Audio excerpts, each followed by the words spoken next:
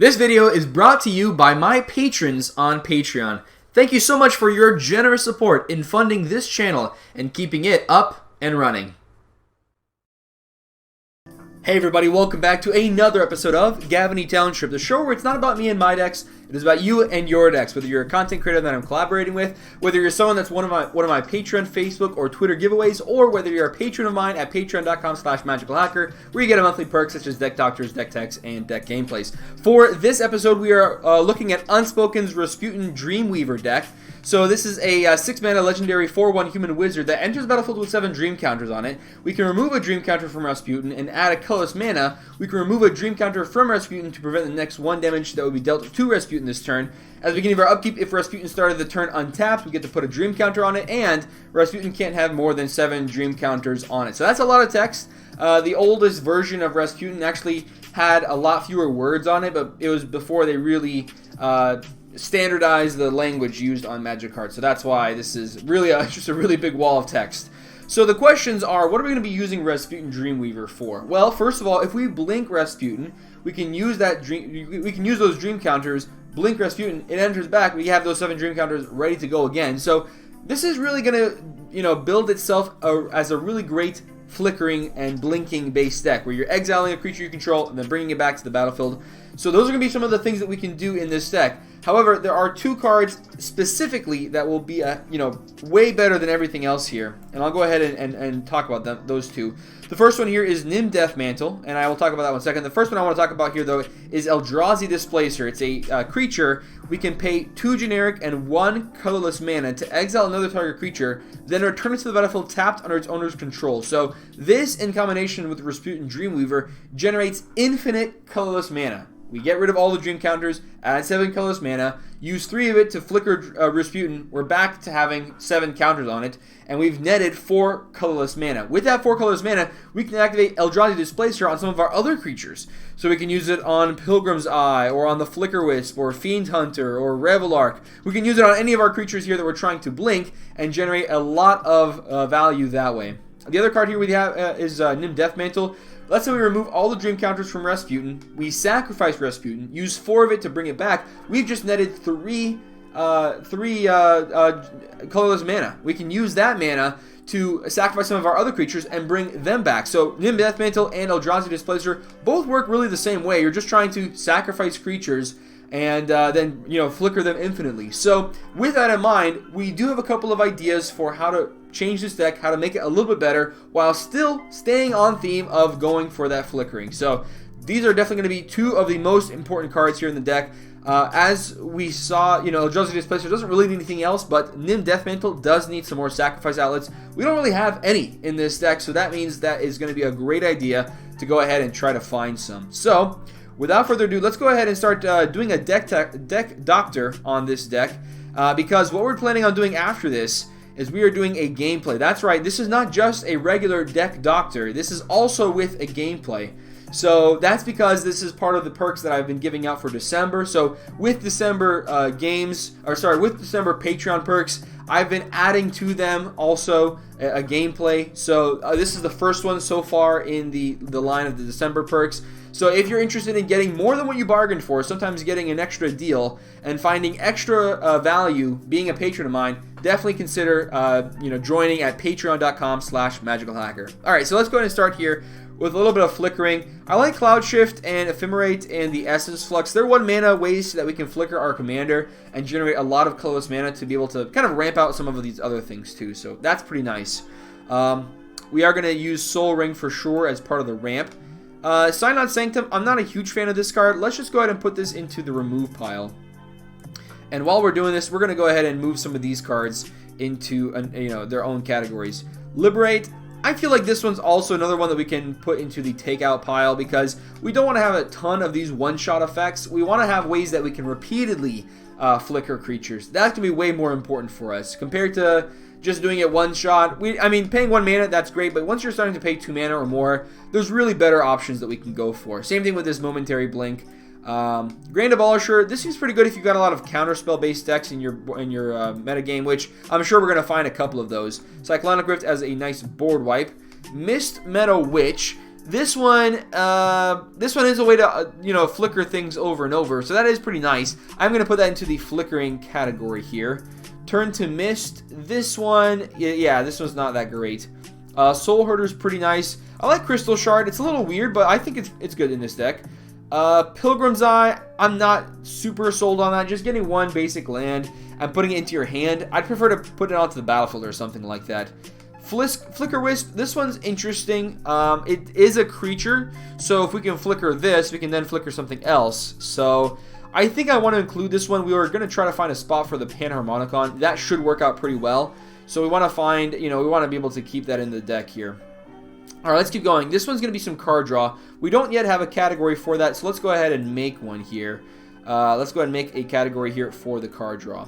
Propaganda, this is good Pillow Fort. I'm going to put this in the same category as the Grand Abolisher, because that's really all about trying to get, you know, some cards that can really hurt opponents from trying to do their game plan. Ghostly Flicker, I actually think this is okay. Much better than a, you know, one-shot, you know, 1-for-1. I think this one, because it can hit 2 cards, and it's only 3 mana, that makes it pretty good. I guess in a way, though, Momentary Blink's kind of the same way. It is twice as much mana, but hey, you know what? Mana doesn't need to be as efficient if we're playing Commander in some situations. Not with everything, just with a couple of things. Fiend Hunter, this one's in a way like spot removal, so I'm going to include it as that. So let me go ahead and put everything else here into the other category. So Voyager Staff, here's another one-shot effect that I think is going to be too slow for us. Duplicant, another way to remove creatures or other permanents. Uyo, this one's a little interesting. I don't know how many instants and sorcerers we have in this deck. Probably not. I mean, this is probably not going to be based around, you know, using this over and over. I think this seems a little strange. We're going to go ahead and take that one out. Deadeye Navigator, this is a great way to flicker things. Gale Powder Mage. A little slow, but I like it. I like it. Another Restoration Angel. If we can get that Panharmonicon out, that would be pretty great. Same thing with the Glimmer Point Stag. Mags of the Disc. This is going to be another board wipe for us. Some more spot removal with Return to Dust. Nevermaker. This one's interesting. I like this one. It's kind of a unique type of spot removal. This one is Archaeomancer. Archaeomancer is pretty nice. This allows us to have a little bit of recursion. We'll find a spot for that in a second here. I think I'm just going to put it with the combo pieces just for right now. Rite of Replication. This is also some really good value. I'm going to put this with a flickering permanence kind of thing. Same thing with the Sakashima. We can use this and, you know, bring it back to the hand and get it over and over. This one's definitely going to be removal. This one's definitely going to be more flickering. Efara, this one's definitely going to be card draw. So I'm going to put that into that category. Vanish into Memory. This one, I think this is also going to be card draw here for us. Gemstone Array. This one's kind of like color fixing. It allows us to remove 2 dream counters, pay the 2 mana to put a charge counter on it, and then remove that charge counter to add 1 mana of any color. So we can start using Rasputin for colored, you know, purposes as well. So I like that one a lot. In a way, this is kind of like Ramp, because now we're getting colored mana, you know, when we wouldn't actually get it before. So I kind of like that here. Sun Titan, that's going to be some more recursion, so I like that one. You know what? We can actually move these 2 to this category of flickering. We'll just have to remember it's the first 2 cards there in that category. And that way we have the recursion set up by itself. Another board wipe here with the Keteric Leviathan and the Austere Command and the Final Judgment. The Tidespout Tyrant. This was a little weird because we're not playing a whole lot of spells. I mean, we'll be playing a couple, I think. But this whole returning target opponents to its owner's hand, probably not going to be that great in a deck like this, so I'm fine taking that out. Spine of Ishsaw, if this was a creature like a Meteor Golem or something, that'd be great, but this is not a creature, so it's going to be hard to use our flickering on that. Eternal Dragon, I don't want to actually remove that because we are kind of low on lands, so this is in a way for us to find a plains. We can also include the Soul Ring there, so 35 is decent, I say. Norn's Annex is going to be another Pillow Fort option, some more recursion here with Revelark.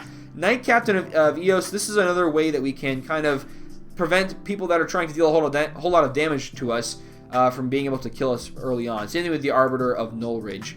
Hallowed Burial, another board wipe here for this deck. Karmic Guide, this is going to be recursion. You'll see here the Revelark and the Karmic Guide. These will also work with some some sack outlets that we're going to be wanting to add into this deck. Route can go over here to the board wipe section. Body Double, this one's kind of like another Karmic Guide. It doesn't work with the combos, but Body Double is pretty good for other reasons.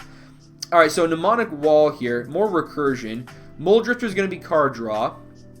Peregrine Drake, this is going to be in the ramp section. Teferi, that's going to be in the kind of the hosers section. This one is a little weird. I know we've got 2 Teferis in here, but I mean well actually no, this is the Venser, that's not even a Teferi. I think Oath of Teferi is just not going to be that great. It's a one-shot effect. Yeah, I feel like this is a fine card to drop. Teferi, Hero of Dominaria. This one's a Planeswalker. Doesn't really work all that great here though. So yeah, you know, I feel fine dropping this one as well. If anything, it's going to be a way to, you know, you can sell this card, get some money, and then buy some of the cards that I'm suggesting, you know, worst case scenario. Eventually, that's going to be some more ways to flicker. Same thing with the Conjurer's Closet.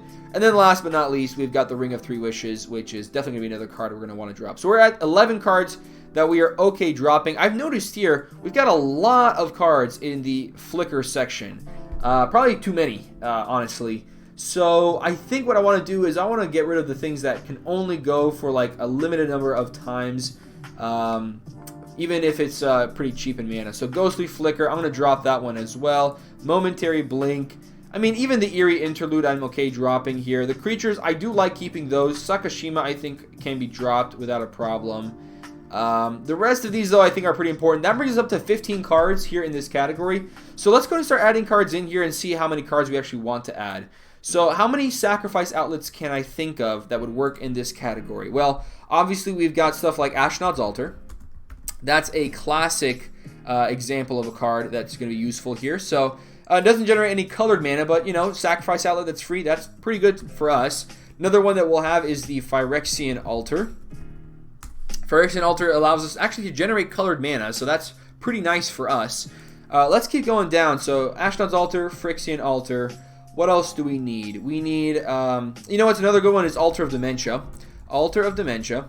So again, we're just trying to add in free sacrifice outlets so that our Nim Death Mantle can actually combo out and allow us to do stuff. And I think what we'll be trying to do is finding more cards like this Muldrifter that will allow us to draw more cards. This Watch for Tomorrow certainly does allow us to find cards. Not today, but tomorrow. But we do want to find more ways to draw cards in this deck for sure. So Altar of Dementia is going to be another one. Let me see what else there is. There is going to be Blasting Station.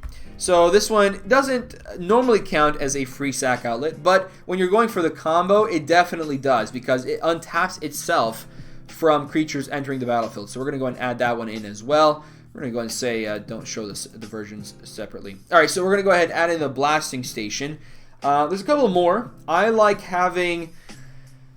Let me see. There's Martyr's Cause. I don't normally play this one, but I think in this deck, this is going to be a pretty good one. It allows us to also save some of our creatures from damage. So let's say something tries to deal damage to our creatures. We can also, you know, sacrifice something. Doesn't really matter. Maybe a Solemn Simulacrum and keep a creature that we need to have around onto the battlefield. So Martyr's Cause is good there. Another one that we've got here is Fanatical Devotion. Another weird old white enchantment, but kind of works the same way as Martyr's Cause. Allows us to keep our creatures around. This one also saves it from some, you know, certain board wipes, sometimes spot removal as well. So that's pretty nice there as well. We've got 6. I'd like to find at least one more. And I think here, since we're creating so much mana with the Rasputin, we don't need to go for something that's completely mana efficient. I think because of that, we can go for something that we have to pay mana to sacrifice for. And one thing that I've kind of wanted to see in a Rasputin deck, and I'm sure there's plenty of Rasputin decks out there with this, it's going to be Mortar Pod. Because with Mortar Pod, if you've got this and Nim Death Mantle, you can use both of these cards to sacrifice the Rasputin, dealing the damage. You don't even have to flicker anything else. So even though it does, you know, require having one more mana, it allows you to just win the game. Same thing with the Altar Dementia most of the time. If people don't have Eldrazi's in their deck. Phyrexian Altar, if you've got lots of things in the hand you want to cast. Blasting Station deals damage. So there's a couple of here that will win without having to flicker other things. Mortar Pod is one of them. One of the other nice things here about the Nim Death Mantle and Mortar Pod interaction is that they're both equipment and they're both 2-drops. So based on that, we can find some things that we can blink that will allow us to find equipment 2-drops. So for example, we can find Stoneforge Mystic, and I'm sure there's more here, but that's the one I'm thinking of right off the bat. Stoneforge Mystic. We can add that one in. Let's see what we've got here that we say search and then converted mana cost 2. Let's see what we can find that says that. There might be a couple here. We'll see if there's anything that we're interested in. Specifically, creatures would be nice. Is this getting a 2? Hey, Tribute Mage. So this one's pretty good. We can use this to grab a 2-drop. So we can use this as a creature that we can blink. Sisay, that's 5 colors. Spellseeker only grabs... This grabs only instants. Or instants and sorceries. Well, either way, it's fine. It doesn't work for this deck. This is mana cost 3. Let's see what else there is. Trinket Mage, that grabs 1 or less. This grabs 6 or more. This one grabs Rebel, so that's definitely not what we're looking for here. This one grabs 6 drops. I guess Transmute's pretty nice too, but I want to find more like ETB abilities. Are there any other things that say like enter the battlefield, search for equipment? Let's see if we can find something else that says search for equipment. If we can find one more, I'd be pretty happy. Or like maybe 4 mana or less. Hey, this grabs equipment. Yeah, I like this one. Deadeye Quartermaster. Let's grab this one, add that one into the deck. We're at 10 cards, so we've got room for 5 more cards. I know one of the things... Yeah, this one's not that great, right? Yeah, that's not that great. One of the things that I really think would be great would be a Panharmonicon. I mentioned this earlier, kind of in passing. I'm going to go ahead and add that one in so I don't forget about it. Because, you know, obviously a Panharmonicon is going to be pretty nice. We've got room for 4 more cards. Let's see if we can find some cards that will draw. I know the classic, companion to a Muldrifter is going to be a Cloud Blazer. So Cloud Blazer, this also draws 2 cards, but also gains you 2 life. So it's a little bit extra benefit there. Besides that, there's Wall of Omens. I know that's a pretty cheap card that allows you to draw 1 card. This is also kind of reminding me of my Jeskai Blink deck, because I did have, Cloud Blazer, Wall of Omens, Muldrifter. Another card I had in there was Seagate Oracle. Seagate Oracle, and that was a 3-drop, I think. Yeah, Seagate Oracle. So this one is another way we can, flicker something and find cards out of our deck. And then the last one, I think Fibblethip should work here. Fibblethip. So Fibblethip should be a nice, kind of another 2-drop like a Wall of Omens. This enters the battlefield and draws you a card, so might as well get that one in there. And that's going to be 15 cards that we can drop and then add in. And I think this will make the deck a little bit more streamlined, allowing you to do what you want. Unfortunately, we don't have that much ramp in the deck. We've got a little bit too many board wipes, I would say, but that's, while we're here, let's go ahead and fix that issue, I think. We might as well go for that here. All right, so Cyclonic Rift is going to be great. I like Magus of the Disc. This is something that we can flicker in a way. So I like that one. The Keteric Leviathan, this is going to return the non-lands, but we can flicker at instant speed, so I kind of like that one too. Obviously, the Austere Command is pretty nice. So I guess these 3 I'm not super, thrilled about, so I'm okay dropping those 3. And I want to add in 3 more, options for ramp. So what are going to be some better options? There's going to be the Core Cartographer. That's going to be a great one for us to get down. 4-drop comes down way before Rasputin, and we can flicker it and get more, more lands onto the battlefield. What else do we want to play out here? So creatures entering the battlefield. We want to find stuff that will allow us to flicker. We can flicker those creatures and then get more lands. I can't think of anything off the top of my head, so maybe we're just going to have to go for a couple of other things instead. So what's going to be some great ramp? I like having Worn Power Stone. So having Worn Power Stone, we can get that down on turn 3. So we've got 3 lands and the 2 mana there. Then we can play down a land for turn 4. Suddenly turn 4 we can get down to the Rasputin. So that's actually pretty nice. I think a lot of people don't realize how helpful that really is. Another one that I like is Burnished Heart. It's going to be easy to get those lands out there and be able to use that mana without people being able to destroy artifacts or anything like that. So I like that. There's a couple of other ones that I like better though. Thran Dynamo is going to be one that I want to include. Thran Dynamo, let's go ahead and add that one as well. Thran Dynamo. So we've got, let me go ahead and move these to this section so I can kind of keep track. Looks like we've got those 3 ramp cards in there. I think that should work pretty well for us. You know what? Thran Dynamo, it's nice, but it doesn't generate any colored mana for us. So why don't we not include that one? Why don't we include a Smothering Tithe instead? That's going to work out, I think, a lot better.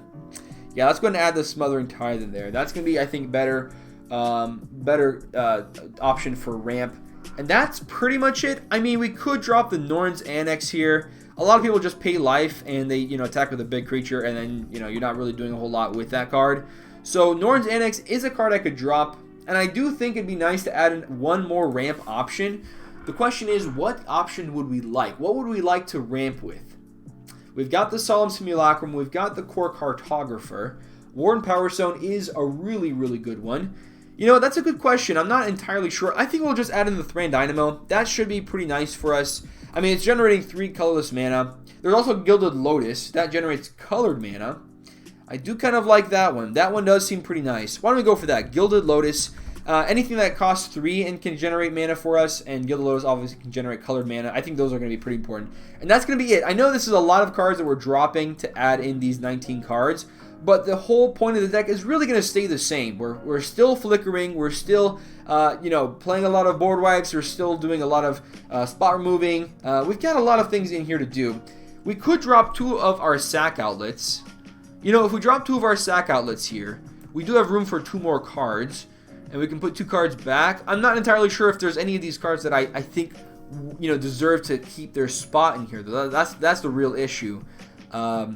You know what I think I want to add in is some more ways to remove permanents from our opponents. Let's go and drop this Deadeye Quartermaster as well. We don't need, I think, a 4-drop that tutors. I think this is fine with just the, you know, the 2-drop and the 3-drop options. Let's go and add those Rishadan. Or you know what? Actually, hold on. Let's add that Quartermaster back in. Let's do this. Add the Quartermaster. Or you know what? Actually, check this out. We can add the Recruiter. That allows us to find plenty of our options. I think that'll even allow us to find the Eldrazi Displacer. No, it won't, but that's okay. This gets a toughness 2 or less creature. There's plenty of great creatures in here with toughness 2 or less. Moldrifter, for example, that's a pretty good one. So I like the Recruiter of the Guard. We can also grab that Stoneforge Mystic if we need to. We can even grab that Soul Herder. Yeah, we can grab the Soul Herder. So, you know, using Recruiter of the Guard to grab the Soul Herder flickering the Recruiter, that will work out pretty well into setting up our combo as well. So, Recruiter of the Guard, I like. We've got room for 2 more cards. I think we do want to have a little bit more ways to remove permanents. And one of my favorites in my Flicker deck is the Agent of Treachery. This one is a fantastic card. I need to spell it correctly, though, in order to be able to find it. This was a fantastic card. It also doubles up as card draw if we've got enough permanents stolen from our opponents. So Agent of Treachery is a card I like. And then there's one more. I know I mentioned earlier the Meteor Golem, but there's something that's actually cheaper that would work really well in this deck. And that is something with Dawn in the name. It's a 5-drop creature. It's one of those. Here it is, Cavalier of Dawn. 5 mana, we can destroy target non-land permanent. So we can do a lot of cool stuff with that. So these are going to be the 19 cards we will drop. We'll add these 19 cards in. I like it because it's not completely devoted to the combo. We've only got 5 sacrifice outlets in here. A couple of tutors to be able to find those tutor, you know, those combo pieces. Obviously, we still got some more you know, value options, creatures to flicker, ways to do some more flickering, some ways to draw cards off of flickers. So I think this should be pretty good. We're going to go ahead and drop these 19 cards, add these 19 in, and let's go into that bonus game because thank you so much to my patrons. So we'll go ahead and jump into that now. And here we are in the game. So yes, Unspokenblood gave me this deck to do a deck doctor on and then fix it. But I do want to make something really important. I almost forgot. He wanted to say that he wants to give a big thank you to Magnus Magicus. He's a Magic player from the Netherlands who really inspired him to build this deck, and he loved his deck build on it. So he said, you know what, this seems really cool. I want to do it too, and that's why Unspokenblood decided to build it. So if you are on Twitter, Magnus Magicus is a great source of really creative ideas. I know recently when I was on Twitter and I posted something about, you know, sagas can't do a whole lot right now, but, you know, here's a couple of options, you know. And at the end of the day, I was talking about Aminatu would be a great commander for a sagas-based deck. And, yeah, Magnus was like, I love this idea. So, yeah, he's a really nice guy, really down to earth. Our opening hand here is a little interesting. We've got the Soul Ring and the Seacrum Coast. If someone answers our Soul Ring, we're kind of in a problem. But if they don't, we can go for that Seagate Oracle and probably find a land after that. You know, and if we do find a land, just naturally draw into it. Smothering Tithe coming down should be pretty good. I think this is risky, but I want to keep it. I think this is going to be pretty nice. This deck was built by one of my patrons by the name of Unspokenblood. So thank you to him. Alright, so yeah, so we're playing Rasputin Dreamweaver. I already read off this commander in the Deck Doctor portion of this video. So yeah, this is going to be pretty fun, I think. I'm not sure if this is going to be easy to combo off. If it's going to be too hard, too easy, we'll find out as we go through it. But I think it's going to be important to have quite a number of these ETB abilities that allow us to draw cards. One of the additional things that we can do, we're generating infinite mana. And we're using that, let's say we're generating infinite colorless mana. Worst case scenario, we've got maybe like a Phyrexian, the other one, Ashnod's Altar. So we're generating, oh, sweet. So we've got the snow-covered island. We don't have to worry about it anymore. So we're going to go ahead and play out this Soul Ring here. We can't really play anything into it, but I think next turn being able to play out the Smothering Tithe will be important for us. So let's go ahead and play out the Smothering Tithe and then yield until our next draw step. Very nice. More like Unspoken Flood. Well, not really worrying about the Flood yet.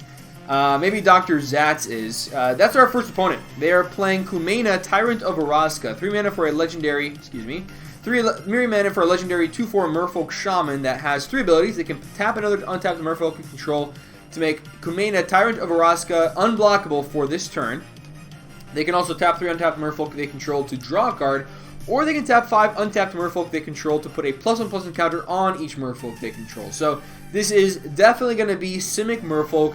I would be very surprised if it was anything else, but it looks like that's what it's going to be. It's going to be Simic Merfolk, using that to draw cards sometimes, maybe put counters, maybe making Kumena herself unblockable. Is it himself? It is a himself.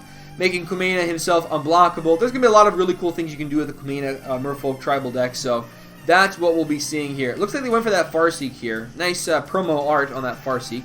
So now we're going to go to our turn. We drew into a command tower. I say let's go for that command tower here and play down the Smothering Tithe. So this one's pretty good. If someone gets down a wheel, the Smothering Tithe will allow us to generate. Mostly, it's going to let us generate a lot of treasure tokens, unless people are going to be interested in paying mana for it, but usually that's not the case. So we have no instants in the hand, so we're just going to yield until our draw step. Nothing that we can actually use from the hand. Here on our next turn, I like the idea of going for the Recruiter of the Guard. So again, we mentioned this in the Deck Doctor portion, but going for this allows us to find the Soul Herder. So if we've got enough mana, we can go for Recruiter of the Guard, play it immediately, getting the Soul Herder, and then using that immediately to get something like Karmic Guide. So we get Karmic Guide, and now if something happens to one of our creatures, or both of our creatures, we're okay. We can actually get back those creatures, no problem. Otherwise, I do like the idea of going for the Seagate Oracle on the following turn. So we're up to 2 treasures here. So that means next turn we're going to have at least 7 mana. If Ankylosaur doesn't pay mana as well, we're going to have 8 mana here. So with 8 mana, there's a lot of really cool things we can do. We can actually start off with the Rasputin. We can go for, let me see here, we play that down, 6 mana. We can go ahead and remove those counters. That generates 7 colorless mana. So we're going to have 2 mana left over, probably going to be from our treasures. So, okay, so Smothering Copter here is going to allow them to draw a card, then discard a card. That will trigger the Smothering Tithe one more time, though. So, where's this attacking? I wonder if it's attacking us. I'd be very surprised if it wasn't. They're going to discard the Flare of the Hatebound. Looks like we are being attacked here for the Smothering Copter. So, we're going to go ahead and take 3 damage here, going down to 37. So, how do I want to do this exactly? We can play out our commander, get rid of all the dream counters. With the dream counters gone, we add 7 mana to our mana pool. We've got 9, so that allows us to have 3 mana. So that's 10 mana total. So let me see here. If we go for the Recruiter of the Guard, we can grab the Nim Death Mantle, but we don't have a sacrifice outlet yet. Hold on a second. Crystal Shard. So that's 4 mana. That's not going to work out that great, actually. Propaganda is nice, too. We can prevent people from attacking us as much, but we're at 37. I think we're still okay here. I like going for the Commander. And, yeah, let's do that. Let's go for the Commander here. Go for the Commander. We're going to cast that one. So 1, we'll make some blue there. Some white here. Then we're going to have to use 2 mana. So we've got 1 and a treasure. They did pay to prevent us from getting that treasure here, though, so what we'll go ahead and do here is remove 4 counters from the Rasputin. So removing 4. That will allow us to go for the Seagate Oracle and the Recruiter of the Guard. I like going for the Propaganda. Let me see here. If we remove... Can someone read that card for me? Too much text. That's great. Alright, so we're going to go ahead and remove 4 counters from the Rasputin. I say here, let's go ahead and go for the Propaganda, and let's go for the Recruiter of the Guard. Yeah, I think this is good. Also, technically, we could use the Seagate Oracle and potentially find something even better to play. So yeah, why don't we go for that instead here? So we're going to pay another mana here, and then pay a blue from the treasure. Alright, so let's see what we find from the Seagate Oracle. What do we find? We find an Eldrazi Displacer and a Restoration Angel. So this will actually allow us... Dang, wow, that's really fast. Alright, so we're going to go ahead... We'll put the Eldrazi Displacer into the hand. We'll go ahead and play that out. So 2 mana and a white mana from the treasure. Then we'll pay 3 mana to flicker our Rasputin. We will save the targets here, so let's go and hold control. We're going to go ahead and remove a dream counter, or remove another dream counter, and then remove the final dream counter. We're going to go ahead and hold control using the Eldrazi Displacer on the Rasputin. We're going to go ahead, and we held control here, but it did not give me the ability to respond and the ability to...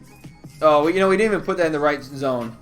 Well, that's my mistake. Next turn, we should have enough. With the Eldrazi Displacer, yes, somebody could get rid of it. Yeah, man, I thought that it would work. In that if you exile return, it doesn't matter where it goes or where it comes from. If it goes to the command zone, you still return it from there. So I got to make sure to make Rasputin not be able to go into the command zone. So next turn, we should be able to get enough mana where we can basically just draw through a whole deck. They're going to go for the Master of the Pearl Trident. Now this has an Island Walk. So they're going to go and attack us for 3. We'll take the 3 damage. And I'm sure opponents can see that combo coming. If they do, we still have the Recruiter of the Guard that we can use to get back the Eldrazi Displacer by going to find the Karma Guide. Yeah, that's not exactly what I was hoping to do here. I wish that the flickering did it the way it wanted, the way it's supposed to. It technically, there's certain cards that trigger off of, you know, commanders being pulled out of the command zone. So it should be working with exile abilities and flicker abilities like this, but it doesn't work. So I've got to remember to actually put that yield correctly. So Doomed Necromancer here is going to enter the battlefield. They can discard a card to give it haste if they would like to do that. So at least, you know, at the very least, we didn't. Well, technically we did waste mana, so I guess I can't say that we didn't waste the mana. So next turn we're going to be playing out the Rasputin. We need to have 8 mana to play this out, and then we need to have 3 mana for the Eldrazi. Well, technically, the Eldrazi Displacer, the mana is going to be produced by Rasputin, so we don't have to worry about that aspect. We need to have at least 8 mana in order to go for it. Right now, we've got 1, 2, 3, 4, 5, 6, 7. So we are 1 mana away. They're going to go ahead and deal that damage to the Eldrazi Displacer. So again, we've got the Recruiter of the Guard to grab the Karmic Guide if we need to. I think that's what we will do, and we'll use that to our advantage here. But in the meantime, we will be taking a lot of damage, unfortunately. So let me think about this. If we go for Rasputin first, technically our opponents might not be too afraid of it to try to get rid of the creature itself. So maybe that could stick around. Maybe it could stick around and we actually be okay from that aspect. That's not too bad. Right now, Ankylosaur is missing that red mana that they need, so they can't do a whole lot here. They're going to go ahead and they play down another non-red land, but they can actually play out something for 5 mana. What do they decide to do, since they didn't actually pay the 2 mana for the Southern Tap? They're going to go for a Crufix. Okay, that's not too bad. Yep, so everything's looking pretty nice so far. Next turn, I like the idea of getting down our commander. And then I don't think we'll have enough mana to go for the Recruiter of the Guard as well. Yeah, we're probably not going to have enough for that. Technically, we could go for Recruiter of the Guard, Soul Herder into Karmic Guide. But I'd like to get down the Propaganda if possible. And actually, we might actually be able to do that. Because that's 3 mana plus 3 mana plus 3 mana. Wall of Omens is pretty nice too. Gives us another way to block creatures. So let me see here. We've got 2 plus 3, that's 5, plus 3, that's 8. So we are 1 mana short. So yeah, instead what we'll do is we will go for the Recruiter of the Guard. Then we'll go for the Soul Herder. And from there, we'll play out the Wall of Omens. Just to get another creature out there to block with. Because, you know, a 0-4 is pretty nice. I mean, everything here has flying, though, that's really attacking us. And Island Walk is also another thing. So I think we just need to get down the Propaganda. And we'll start off with that. So let's go ahead and start off with the Propaganda and do that here. And then from there, we can go for the Recruiter of the Guard and leave up some treasures. I kind of like that. I think that seems more reasonable. Technically, we could go for the Wall of Omens and see if we happen to draw into a land. That's not too bad either. We're kind of playing it a little bit more slowly now because we don't want our opponents to be too keen on killing us immediately. So we'll just play out the Wall of Omens here, draw an additional card from that. And then again, it depends on what we find. We might play out an instant with our treasures. Let's see what we draw into here.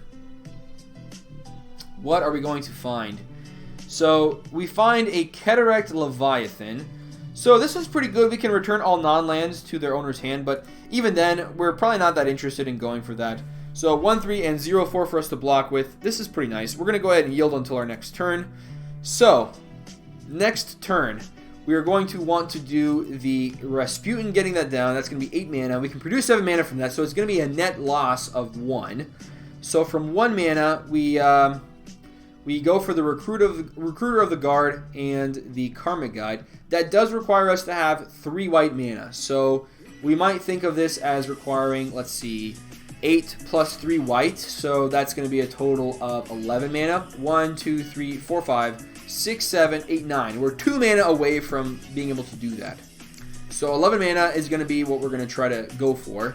And then, let me see, we've used 3 on that, 2 on that. We've got 2 mana left on our commander. So 2 mana left on our commander will not be enough for us to activate the Eldrazi Displacer, unfortunately. So how do we want to do this instead? This is a little bit rough. Yeah, if I had done that yield correctly, this would I think this probably would have been a game over. And now at this point, our opponents might be holding up removal and trying to get rid of our combo before we can really do a whole lot with it. Unfortunately, that's what it looks like it's going to be. We might need to play it out a little bit more safely then. We might want to go for the Recruit of the Guard, grabbing the Soul Herder, and maybe playing out the Crystal Shard. See if our opponents are okay with not being able to use extra mana. So they've got 3 damage here that they can attack us with. Let's see if they decide to do that here. Is that what they're planning on going for? They're going to attack, looks like with both of these creatures. They can go for the card draw. Looks like they're attacking neither one of them at us with our propaganda out there. So this, oftentimes in Commander, these types of effects really shut down opponents from wanting to attack you. That's even why I like Collective Restraint so much. So they do get to draw a card and discard a card, meaning that the Smothering Tide will trigger for us. They've already milled a couple of cards here. This card here is a flashback. Green and white creatures can't block this turn. That's a neat card. You don't see that all too often. Yeah, Lonely Levite here is playing the Olivia Mobilized for War. 3 mana for a legendary 3/3 Vampire Knight with flying that says whenever another creature enters the battlefield under your control, you may discard a card. If you do, put a +1/+1 counter on that creature. It gains haste until end of turn, and it becomes a vampire in addition to its other types. So, in a lot of ways, this could also be Vampire Tribal. They could discard a card here for the Feldon to give it haste, but they don't have enough mana to actually activate it anyways, so might as well just keep it out there as another source. So they went ahead and played the Shizo's the Dwarven Runes as their land for turn. Pretty interesting card. You can sacrifice it for an additional point of mana. We are up to 6 treasures, so that is 11 mana. We could technically go for it this turn. Additional treasure, that means that we're good to go for the combo if no one else has a way to answer our permanents. Now, Dr. Zatz has not yet done a whole lot of card drawing. They could very easily have a Reality Shift, Pongify, or Rapid Hybridization in their hand that could deal with some of our creatures. So if they do have one of those, then we're going to be behind again.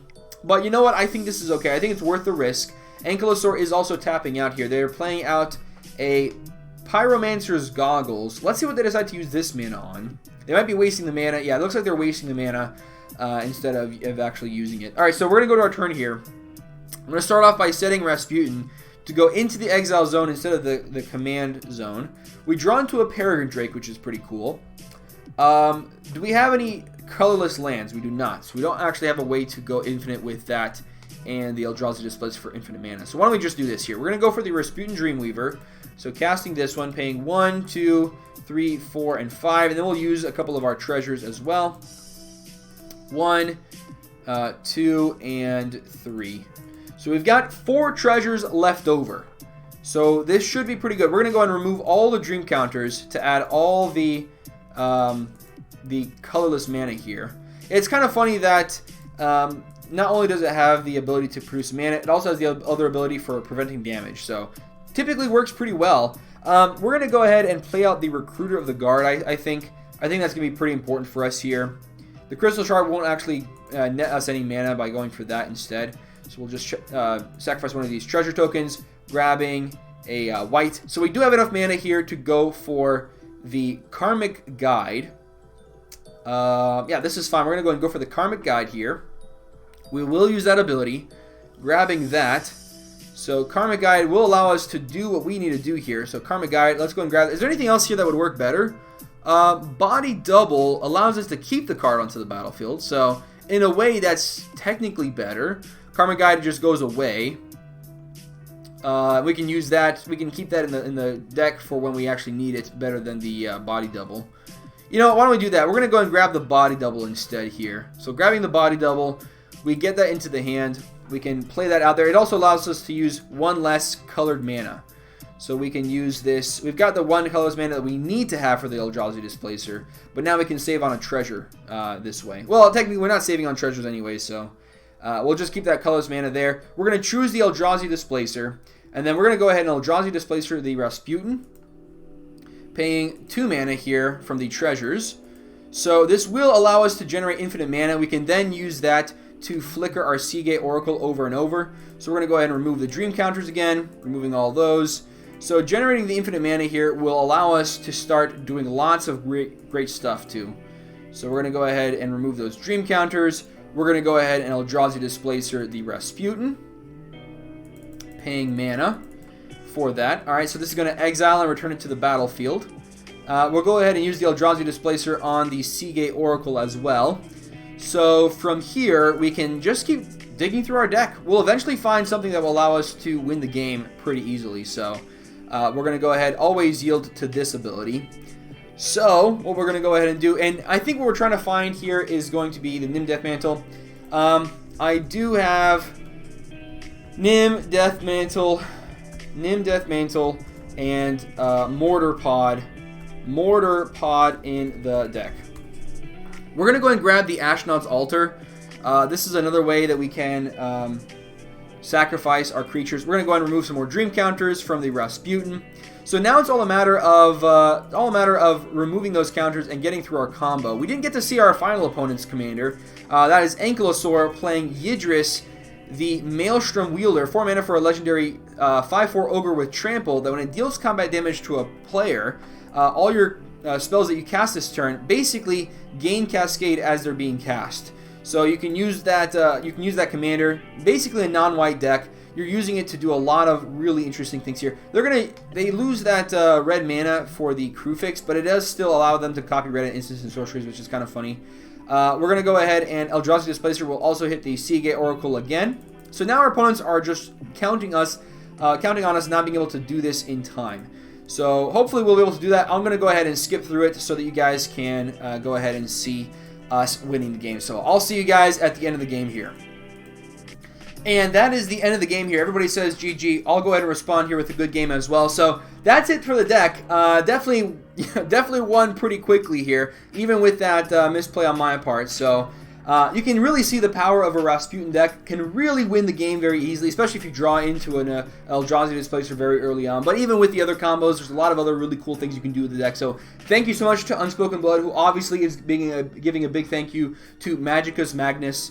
Magicus? I think it's Magnus Magicus. So thank you so much to Unspokenblood. Thank you so much for watching this video, and thank you to all my patrons at patreon.com/magicalhacker. You guys are awesome, and I'm looking forward to seeing you in the next episode of Gavony Township. Stay awesome, everybody.